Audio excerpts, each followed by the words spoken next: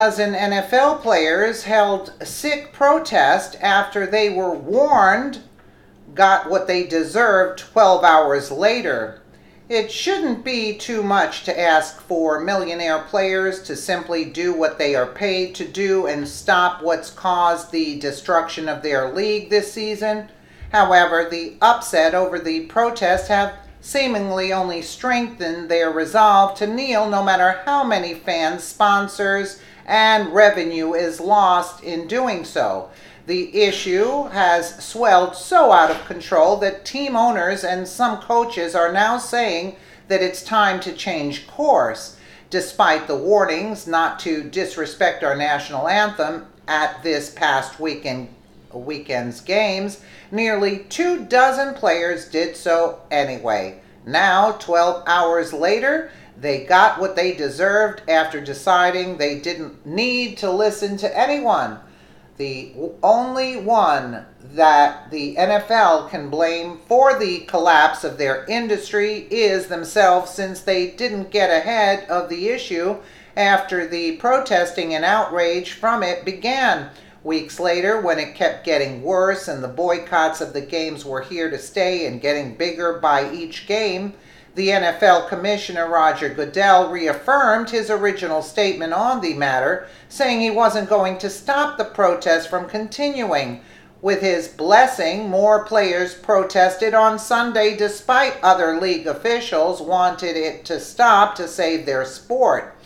Making matters worse for these defiant athletes was that they protested during an anthem sung by a New York City police officer. WCMH-TV reports days after the NFL declined to change its rules on the national anthem, about 24 players protested around the league Sunday.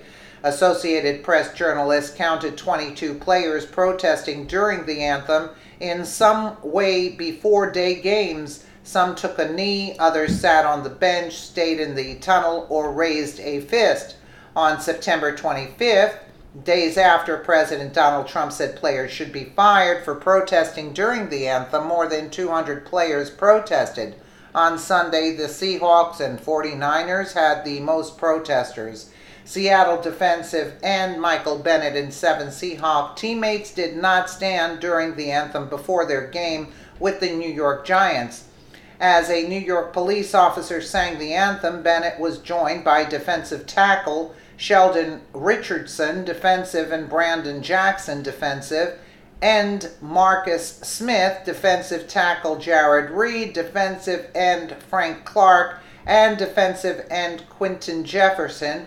Defensive end Cliff Avril, scratched for the game, sat between Clark and Bennett. Another teammate stood with his left arm on Bennett's back. One Seattle player kneeled. Team owners met for an emergency meeting this weekend over the unaddressed issue of the protest as the 22 players were kneeling or sitting out for the anthem. There was only one owner who had the wherewithal to realize that this needed to be stopped to save all their investments into these teams and change course. In that meeting, Dallas Cowboys owner Jerry Jones pushed to change the rule book to make it so any protesting player gets punished for it. The others didn't want it and resolved to stick to the path of destruction they're on now with these protests. It only took 12 hours for the players and hopefully the defiant team owners to realize what a bad decision that was. Jones had warned everyone in that meeting that the effects of not doing something about this now, even this late in the game, despite it already being too late, were going to get worse than they already are. Dallas Cowboy owner Jerry Jones says that the National Football League, NFL, is suffering serious damage due to the ongoing national anthem protests that have swept the league in recent months, RT reports.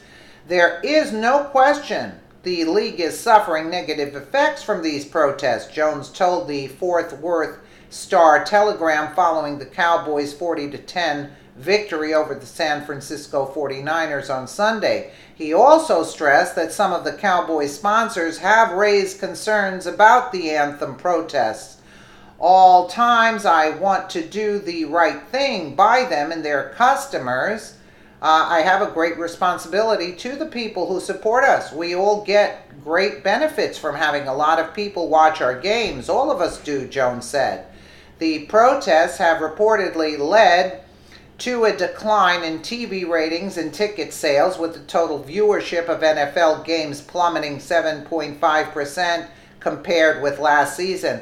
Are you believing these numbers? We've seen the pictures of the empty stadiums. They're more than a 50% drop from what we see in the stadiums, right?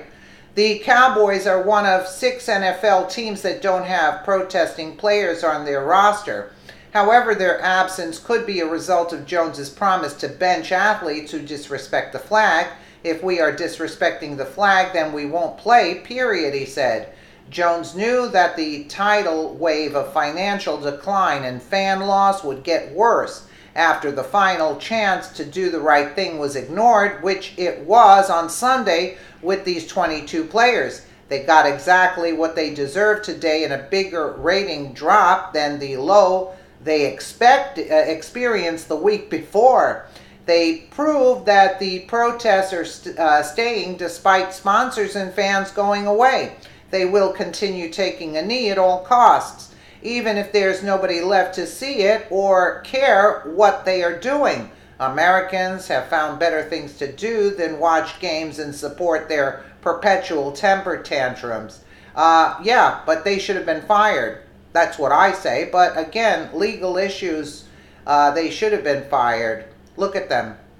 Holding up the Black Power salute in the, it's disturbing in this day and age. If people should start waking up and not even bothering watching anything, and they're talking about a 7.5% drop, I got news for you. It's more like over a 50% drop. Let me know what you guys think in the comments below. And again, thank you so much for watching.